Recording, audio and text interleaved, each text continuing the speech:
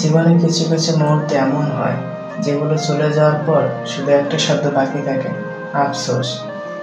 সময় থাকতে আমরা অনেক কিছু বলতে পারি না, ভালোবাসা প্রকাশ করতে পারি না, কিংবা হয়তো ক্ষমা চাইতে পারি না।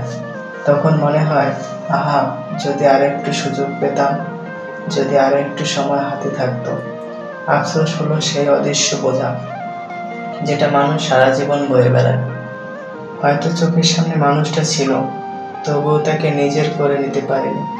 হয়তো হাত বাড়ালেই ধরা যেত, কিন্তু আমি দেরি করেছি।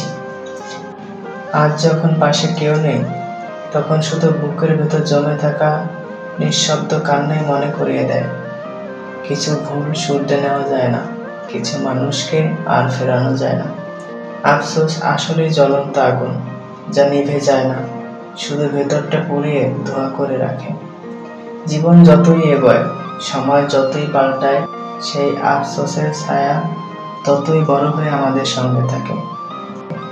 আর শেষে মনে করিয়ে দেয়, সারা পৃথিবী যদি হাতছাড়া হয়ে যায়, তবুও সেই একটুখানি সুযোগ হারানোর কষ্টটা সবচেয়ে গভীর হয়।